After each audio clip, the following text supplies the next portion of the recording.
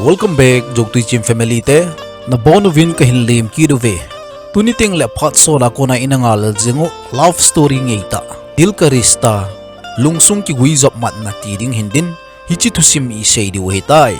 thusim hi sauta hi ding ze nei honjong pan pai zengo hi te thusim hong ki patin i hero pau je ki tipa hi hong ki vet se ama hi her khadiu hin Arjun Rampal cho hin amel hoi lai ta ki chep thei lai ta hi chilai khanga hi pasala ki jing wanga ama hi ki vet no mong mong jing hi je hi mi haute cha na hi kidin Mumbai hi na hung tai apa hi to hung ki mutu gil thon tan atha dom hle jing thlone anu hi ana thi hi tai achi jing wanga chun abad day ni kho hi agial do jing thlonin ama ni pa chan jong anu bad day chu ki pa ten amang khom thlon tai apa atha no hle jing wangin je in amoding hin ki puilo lai je chun apa hi alung na ji hle jinge ji koma kamoding no hin puiloi loin atin adai dai yang ji na he jele apan jong nom ta party man khom lai ta chun nunga khat hin lim ahung lai na he hichinunga nomin hi anita hin ji loi le le hi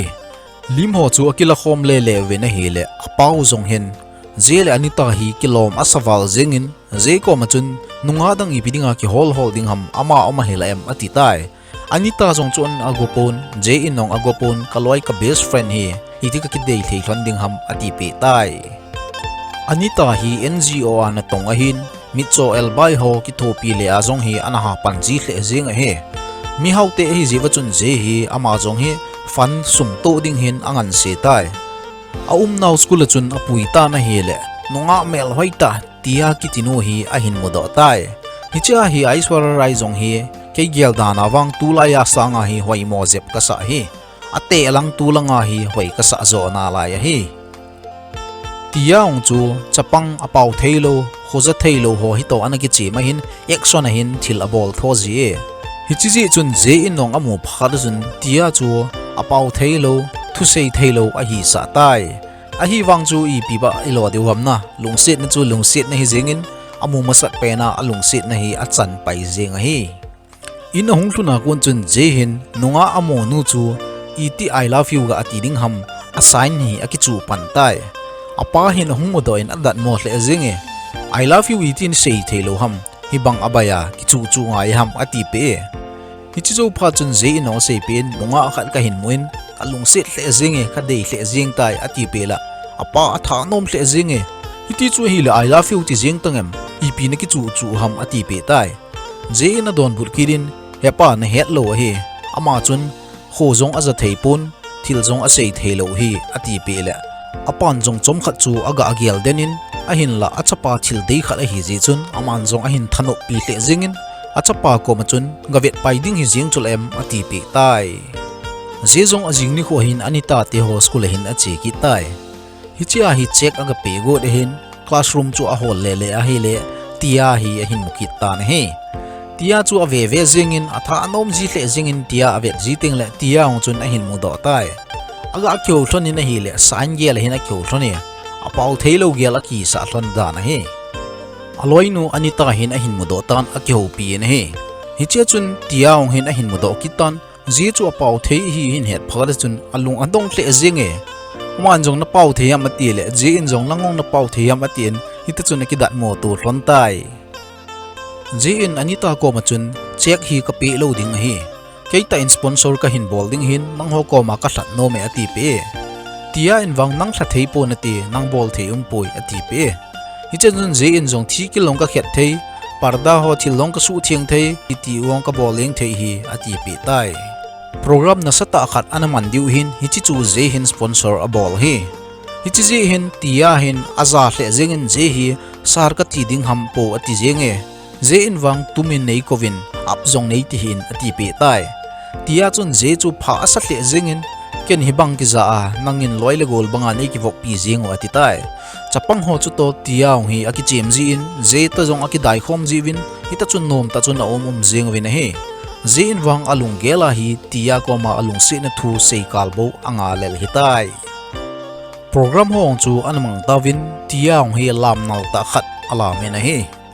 program ho hongki chai phadin je hin to langin tia ananga tai ama zong himiza chasita hintin 80 bangbang hididan hena tia kom chun thil khat nang ko makasei no me ati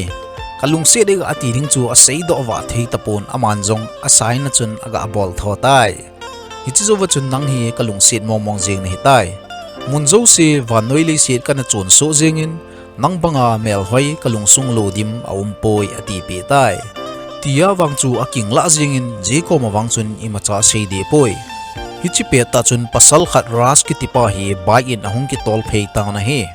rasi to tia hi so ra ko na ani kilung sit hlon ki cheng di hlon zong ani hitai tia inong imacha sei be talo wachun ras chu to bai da chun achi do thon tai ahin la tia wang hin thiam khat khat wang hi je hi lung sit na ana nei dan he aji chu gari chung ho jing ong chun hi to bang rasin a ho wangin tia chu a pau tapoi mun khat in rasin zong ice cream a choin a to hlon tai hi che chun tia nong ras ko ma chun neilung sedam ati pe rasin zong adon budin ipidinga hitobang chu nei do ham kilung set na kumli lang a hitai kamu ni a para chu nang hi ke bang banga ka gial jing ka thi zong le nang to ka thi ding ka hin zong le nang to ka hin khom ding a hi ati pe tai jete lang hi ga ve ki tau hi te ho he phalo apa hin achapa hong hlun ding hi ki pa ta na welcome go hi music ho a hin pa cha ho jong ready sin a kwai tai je hong lut to ki to cher chun ma hon wang pa cha ho in thebin music ho cho hin bazai ta win a hele je chu ngui che din hong lut tai apan jong hi chi phar chun anga asa tan ado a hele anop lo thu a sei pe ta ne je wang alung anaval jingin a hin la tia chu amil thailo ding a hi je chun ama jong hin hlalova hita chu zol zoleng din ati hi tia chu phone aga abol kitan nang ko mathil khat ka seino me tuni teng nei hung ki mo pi te te in ati pe tia inong na seinom chu phone na seyeng tangem ati pe tai na kom ta bo ka seino min hung te ten restaurant sa ati pe tan he nunga nu zong restaurants lang hin aga chin hi le ko imacha hi anum poi aji chu hero pau hin booking abona na bol so hitai je inong a sei pin so i bol chaiwa nei da hla chun ka hin khu chu abeya abang jing tai ati pe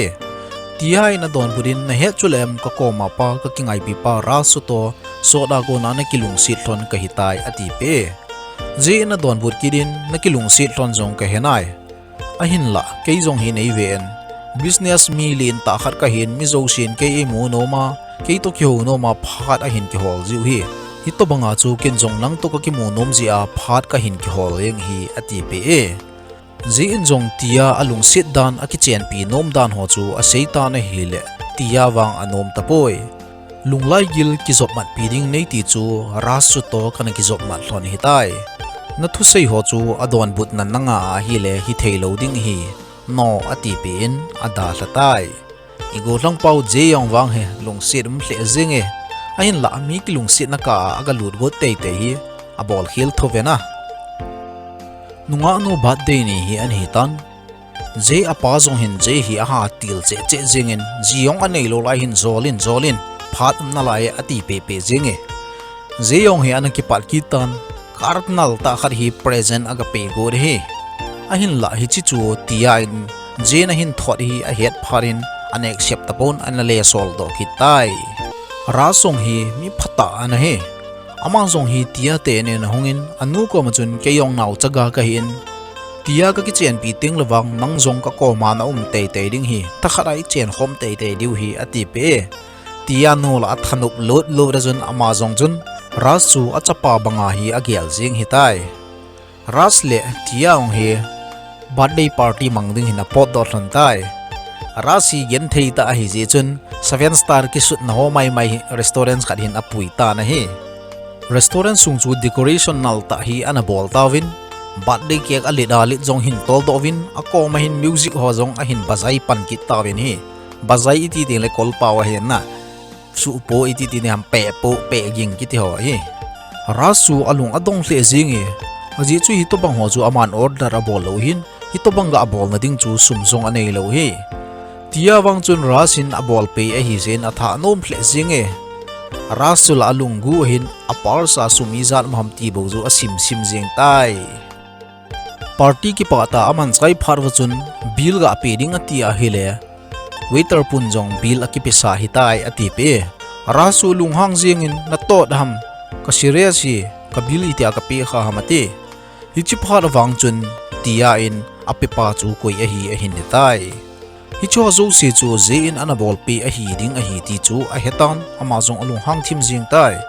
ahung po do hluna hi le to la chun hiro pau je hin ananga ki ta na he zein jong tia ko ma chun na party man thun chu nom nam nang to ki tu a thil hi kana bol pi jing hi ati pe tiang alung hangin nang kun nangan si ham koi hi aniawa namu a koi hi alina namu ham atin a sei pe tai rasko machun zein anazol dan ama akipa sa jing na dinga thil a bol ji ho zo siang chu rasko machun a sei pe tai raswang hi mi phata hin ei ho ki laki hian to pai jing mai the hina aman jong je ko machun hi macha na su khil poi hi bang nunga hoi hi kun ba adei da ding ham na a hi wang phatum tein tia en keizo aina lungsi tai lungsum ki guizop mat na hi sim thu the hi pun a changchanga hung jing ji hi ati pen hotela thil ane man ho zo sion chu sum ale pe kidin anada thlon tai hi chi chu phar chun dil ka rista tila chu ngei tein zaila hin zai khom tawin nunga nu le ra zong an ki cheng thlon tan naw zong anawop hi tai ni khole phat ho chu an che jing tan zan khat hi ra song agari a se je chun gari hi an kham le jing e je zong hi a hung to ki to che jing in rasin zong tian naw ane hospital a omin e hung tha theiding ham ati pe tai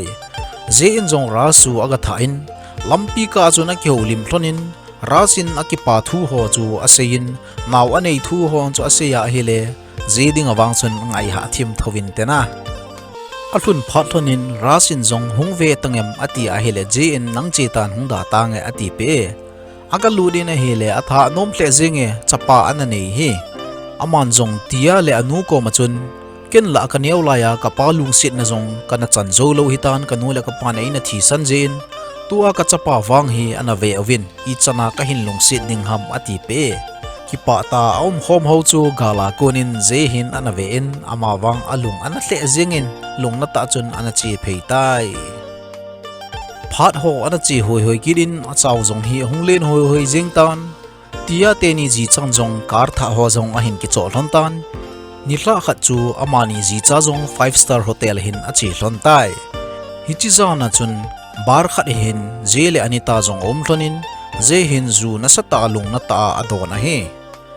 tia le rasin jong thil ho chu a hin na ji thlonin a hi le tia wang hi miki khit ta hin aloi pa ma gen thei thim a hi ji chun ama hin sum ho hi avelel ji hle jenge anitan jong ji ko machun sumel jeng tan tian ji anei tan cha jong anei tan nang jong gel phata pona ti ati pe ji na don budin kalung set na hi ata na hi sa lo ham su mil ding ki ti chu isei le abayin atho ding in a ha hle jenge ati pe tai anita na don bud kidin tian I chana ra salung set a ra sin jong tia I chana alung set ham khu na gel pe lo hi nangin tia khu na lung set ta hi le ama ki pa na khu na ki pa pi zo ding a hi ati pe tai anita thu sei chu je hin di asa awal jing hi alung sung chu ato kha awal jing hin tin a khut a zu ha yong chu asung hlatai tunia ko na zu zong ka don lo ding na hitan mangwang ka best friend mo na hi atin akipa thu ase na hi hichini hla chu je hin zu a ha don hle jing hin a khamwal jinga hitai gari chu anitan atol goda hile je in keinei ta san lo ham atin chabi alain aman jong gari chu atol thove a khamwal je chun gari dang ho jong chu atat khadi de jing in a hoi do mai ji na he ahin la zo na chun gari khat hi ahin hit khata na hi le amani gari zong akile zengin amuna chun anita hi athi pai zengin he akita tu pi pau chu aga avera hi le ras le tia gari chu na he ama zong a hlai loi zengin tia le ra chu ga hu do ding atia hi le amuna chun ras anathi tai hospital hi hungki vet sa kitan je hin kho a hin hetai apet pe da chun tia a hin dong kirin tia om nalang chu aga ve ti in he tia ong chu pha so ta zuwa kho a hin her hitan ama wang hin hoila ya om koi om alungel phat chi so chu asu mil gam jing a hitai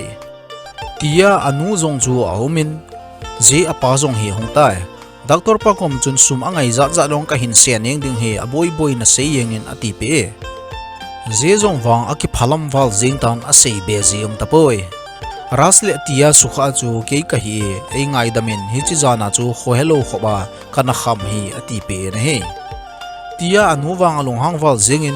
je chu abengin kachapa hin khole kachanu na sim phat ki theiding ham ati pe je yong chu aki do jingin nei wo nom chan chan nei wo jingin ke su khela hi ei ngai dam te te in ati pe tai doctor panjong tia nu hi aki mo pi tan tia hi a hlo lang ki tong kha hi ama hin pha chi so zo se chu koima cha jong a het lo hitan nang jong chu ha sata na nu a hi ka tiwa ka sei pe pe lew na hin ta san bo hi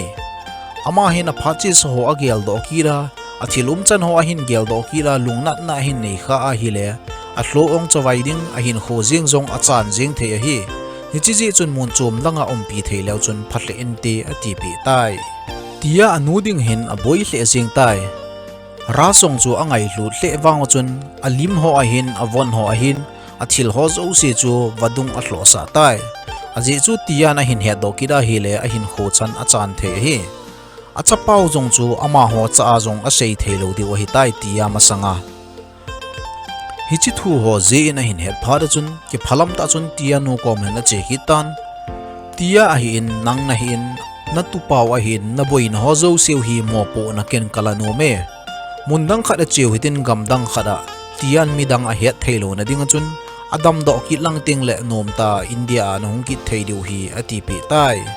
hi chi thu ho wang chu tian nu hi anom hi be zenge aji chu ka chapau that ne hin iti nang to kum khom deu ham ati tai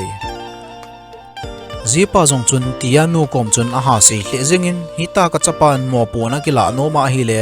na got lo wa hi le nang ho thu thu hi jing ding a hi laya ipi na bol go du ham phat khat le tia na hin he do tho tho ding lunggel nat na hin nei ding a hin khojing ong hin chan ding hi ati pe tai tia nu chun phate cha agela hi le lam dang chu anei di tapun hi chi ji chun je thu sei chu ananom ta ve je a hin tia nu chuting le achapau an su a hi africa gamlang hi ana zon tawin tia nu jong tia ko ma chun accident na to ni wa chun nang jong kho halloween nom pai pai tan zele anita jong ana umthlona hin anita jong ana thi a hitai ansu hi zete ni chapa a hin nang anu neu na hi je chun chom khat nangin ansu khu vet hu le chun phan te ati pe ansu jong chu len na chung ho jong chun a hung kap in a hi le je in a hlep busy hetapoi tia yong a che phin ansu chu aga hleba hi le a bi che jenge tia dinga ansu chu a chata ta hi wang chun ama hin aso pinu chapa a na gel jing a hi africa gam chu aga hlung tawin inlen ta khat hin aum khomo ve je in jong ansu chu aga apoma room langa aga apui po po le aka pai yeng ji e tia nu wang chun a ve in a tholel ji hle jing e aji chu tia anu ta ta hi ja chu anaw ansu hin angai ji a he naw a ha ka wal teng le tia ong chu hung ji in naw chu hung don ji in he ji ko ma chun naw cha hin nang na lo ha anu anita alo ham tin adonge zin jong tia lang chu ga aven naw cha hin anu a hoi na ho zo si alo hi amit ho a hin anui dan ho thil zo se hi anu alo so jing hi ati pe a naw hi kep taw a hin kep taw a hi anawa khalo lai he hi chi ji chun tian jong je ko ma hin ina ka jing thil dang la ki mu khalo ati a hele hi ti chu hi le tu ni teng ki go in kep taw ga ve hete ati pe tai je in jong tui khang len ve ding hin apui ta na he hi chilang kho ve in indian ocean a hin khatlanga hi atlantic ocean a hi tui pi ni hi chilang pe pe ko na hung thona hi chilai mo na hung ki job mat thona hin hi chilaya ko na hi thil tha hung ki pan ki hi ati tia nong a hin sein ke hin khubang bang jong a hi phachi so ho chu i to bang a hi jong ka hepon a hin la phachi sa chu i to bang ko ki ding gel ki jong leng thil phachom lo ading a hi tan tua presena kamu wang he ka tu cha anga ye ati pe tai agua hi tia hin je hi analung sit le jing a hi tai je hin tia hi alung sit na lai dem ti hi kido ngai jong hi poina aji chun phats masang mo mo ko na je hin lung sit na chan hin tu ni chana jong hi tia alung sit jing a hin la asei thelo hi tai aseya hi le phachi so chu a hin gel do ki jing ding tia hin ho jong rik jing ding hi ji a hi ki het mo sa sa jing ana hi tai amani jong vapam hola chun a ki chim thlonin a ki pa hle jing thlone kot de do chun zana hin hongwa lut hlon ta na hi le tia nu hi alung hang hle zinge tia ong chu aso lurin aman jong je ko ma ka chanu le ka tupa thakada khom thei ding zia bo hi chilai muna ka hung hi nangin chance in la hi ibe in lang ka chanu hin khwa hung lut ki ding jong gel hi ben ati pe tai hi chi chu hi na a adan chu masang phada tia la ana changjolo tua tia na hin long set phada ama ade lo bang banga aum thei jing ding hi ha mong mong he ni khat chu tia nong je thil koi na ho chu aso le le a hi le diary khat hin mutai hi chi diary a chu tia an long set ho thu ho an ki sunin give a won an cho pi ho jong chu anau ma hi tia ong chun je hin ei long set mong mong a hi a sei ngam lo wanga ti chu a he hi chi ji chun ama jong chu khoi hello ta chun je kom hin a chi jingin aman jong avon ho chu aga akya e je chu king la jingin a hi tia nong candle hi a hin vain taw na mang hi te ati e amit aga asin tlona hi le je in jong tia le ras an ki su kha jan chu a hin gel doin aking wal jingin ama jong alung nat to room sunga chun azam lut jingin kot akikam khumin lungnat ta chun om jingin a hi tia ong ana kinyap na to aba ta lo je chun ama jong alung na hle jingin ana che phei tai azing ni kho hin alung hang za za jingin pathian ko ma hin alung sit khat amu zo lo thu chu ase na he hi che hin India konin je apa jong hi ahung hlong tai tia inong je pa ko ma chun achapa je alung sit dan ho chu asin je akilit sa dan ho jong chu ase pe na he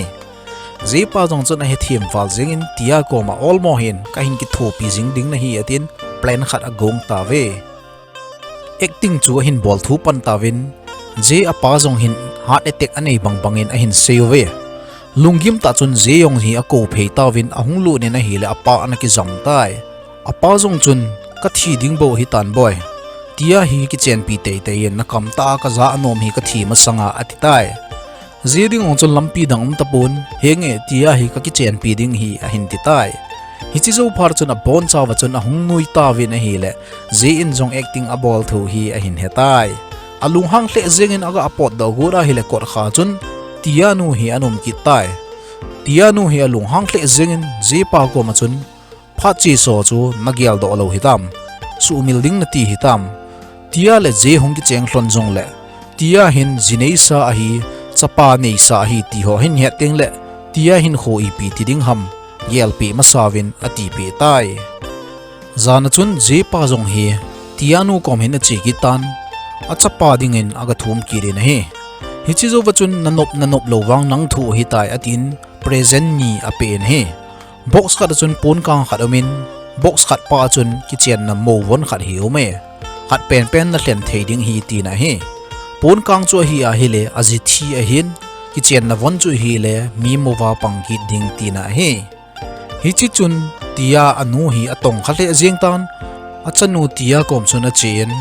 chen lang je ko ma na lung sit dan ga sen lang ki chen pi ding in ganom tan ati pe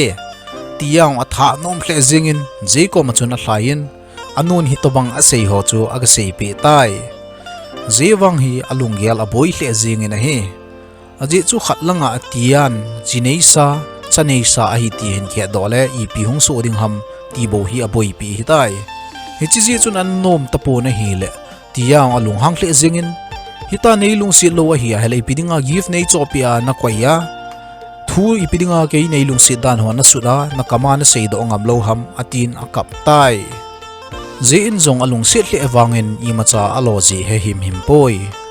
tia alung na wal jengin avon ho akisim tan jam ding ati tai hi chi fortune gari a start in azam ta na he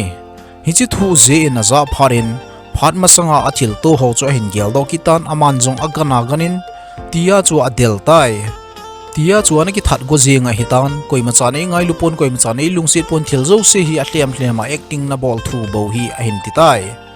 je in jong a sepi tan na hin te te ngai ding hi na nu dinga jong na hin ding hin nang dinga jong chuteng le na chapa dinga jong a hin ti khata na hi je in jong a yim thei ta pon thu ta chu a hin sei do tai accident a chu anita anathi a hin najipa ra song athi a hin ansu hu nangni cha a hi ati e hi chi phar chun tia nu le je pa jong hi a hung thlong thon tan ngau chu hin pui thlone tia nong naw cha chu adel zingin apom tan ke chata ta hi atin atha nom hle zinge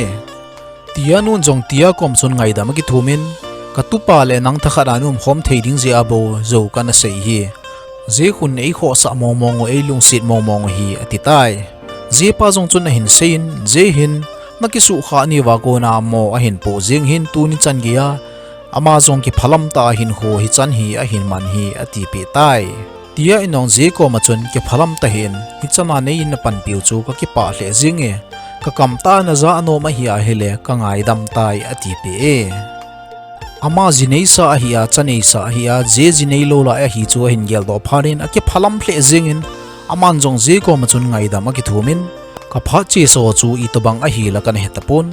tu awang cha khat kan yin zibe ka hitai ti ka ki herin ka ki phalam hle zinge nei ngai damin hi chan kan su boy aban wang ka su boy loading na hitai atin ama jong ki phalam tin apot do go tai je in jong tia ko ma chun khongai ta din tuni phada hi nangin nang le na chapa ding bo na ki gel hitai